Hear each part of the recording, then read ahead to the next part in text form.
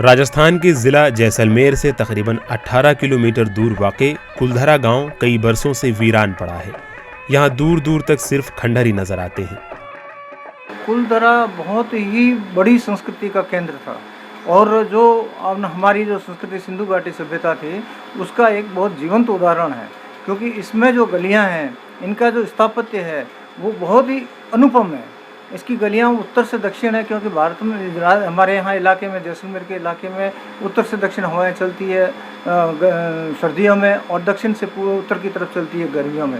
तो ये जो गलियां हैं वो उत्तर दक्षिण में गलियां बनाई हुई है, जिससे यहाँ रेत ठहरती नहीं थी।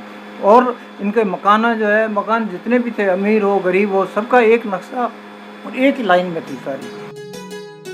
ये गांव पालीवाल ब्राह्मणों ने बसाया था। जिस व्यक्ति ने जो गांव बसाया वो गांव उसके नाम से बस गया। जैसे कुलधर है तो कुलधर महिधर शशिधर 3 भाई थे, उसमें से कुलधर ने ये कुलधरा गांव बसाया। उसमें दूसरी जाति के लोग रह गए हमारे भाई बंधु, लेकिन जिसने जो बसाया उसके नाम से गांव बस गए। और 84 गांव पाली वालों के उन्होंने अपने अपने नाम से बसाए और सुविधा के हिसाब से जहाँ जहाँ उनको उपजाऊ जमीन मिली, सुरक्षित जगह मिली, अच्छी जगह मिली, वो 84 गाँव उन्होंने बसाए। आपको ये जानकर हैरत होगी कि एक रात में ही कुलधरा समेत 84 गांव खाली हो गए थे। कोई भी जाति अगर एक साथ पलायन करती है तो उसकी अस्मिता पर आता है, इज्जत पर आती है, तब जाकर वो एकदम पलायन का निर्णय लेती है। और यहाँ उनका रहना मुश्किल हो गया था, क्योंकि सालम सिंह जो दीवान था वो बहुत ही क्रूर और एरोगेंट था और निरंकुश था। उसके ऊपर राजा का कोई अधिकार नहीं था, किस तरह का कोई उसके ऊपर अंकुश नहीं था। मौरखीन बताते हैं कि जैसलमेर और बीकानेर के माबैन जंग हुई थी, जिसके बाद माली बहरान पैदा हो गया।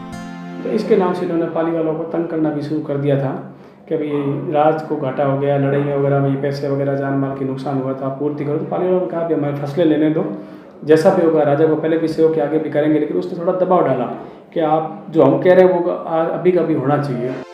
सालम सिंह की ज्यादतियों से परेशान पालीवाल बिरादरी के लोग काठौड़ी गांव के एक मंदिर में इकट्ठा हुए और इस संगीन मसले पर तबादले ख्याल किया। कुल मिलाकर उनको लगा छोड़ना ठीक है। उन्होंने एक निर्णय लिया समाज का कि आज शाम तक सभी 84 गांव में मैसेज भिजवा दो कि हमें जैसलमेर रियासत में नहीं रहना है।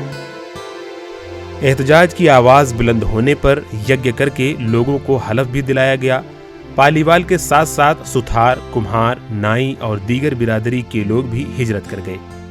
इसी वजह से जो है उन्होंने जाते वक्त जो है एक श्राप देके गए कि इस गांव में कोई नहीं रुक पाएगा, कोई नहीं बस पाएगा। और आज भी वो गांव खाली पड़ा है और धीरे धीरे तक खंडहर होता गया और अभी भी ये खंडहरों का एक समूह है। यही वजह है कि इसे शापित गांव भी कहा जाता है। पाली से हिजरत के बाद एक ग्रुप ने जैसलमेर सिल्क रोड के रास्ते तिजारत शुरू की और जैसलमेर में बसने का फैसला किया। छोड़ कर गए उसका कोई लिखित इतिहास नहीं है, जैसा लोग सुनते हैं वैसा बताते हैं। लेकिन जो हमारे पूर्वजों ने बताया, हमारे पंडित शिवनाथ जी पालीवाल आज से 92 ईयर्स पहले जैसलमेर आज़ादी से पहले भी जैसलमेर आकर गए थे और पूरे 84 गांव घूमे हैं। शिलालेखों का संग्रहण किया उन्होंने। कुलधरा खाबा से 84 गांव नहीं, राजस्थान के 200 पाली वालों को 240 गाँव का उन्होंने भ्रमण किया और पुस्तकें लिखी। तो उनको मैंने पढ़ा है, मैंने यहाँ की तवारीखों को पढ़ा है। तो मैंने ये महसूस किया है कि जो पालीवाल एक्चुअल में यहाँ आकर भी संपन्न हो गए थे और राजा को नजराने के रूप में रियासत को हेल्प करते थे। लेकिन बताया जाता है कि उस समय सालिम सिंह यहाँ का दीवान था, मंत्री था और वो यहाँ के रियासत पर हावी था। उन्होंने कुलधरा, खाबा, जाजिया, कठौड़ी समेत 84 गांव बसाए।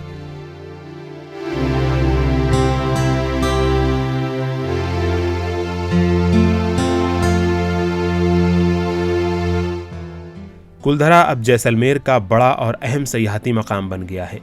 यहाँ मुल्क व बैरून मुल्क से सयाह साल भर आते हैं। 3-4 साल पहले सरकार ने कुछ प्राइवेट कंपनीज को ये काम दिया कुलधरा के संरक्षण का।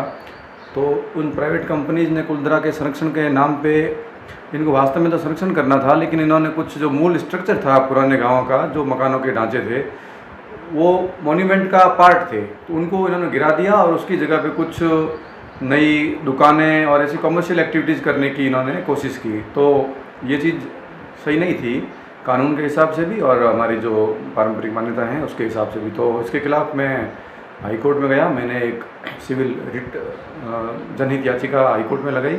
तो बहुत ही बढ़िया आदेश उसमें माननीय उच्च न्यायालय ने दिया। माननीय उच्च न्यायालय ने कहा कि किसी भी संरक्षित स्मारक के अंदर व्यावसायिक गतिविधियां अनुमत नहीं हैं और न्यायालय ने अपने निर्णय में स्पष्ट आदेश दिया कि एक्चुअल मॉन्यूमेंट की जो जगह है उस जगह किसी भी प्रकार की व्यावसायिक गतिविधि नहीं की जाए। कुलधरा को हॉन्टेड गांव भी कहा जाता है और पालीवाल के श्राप की वजह से शापित गांव भी। इज्जत की हिफाजत की यह कहानी आज भी जैसलमेर की वादियों में गूंजती है। Bureau report, ETV Bharat.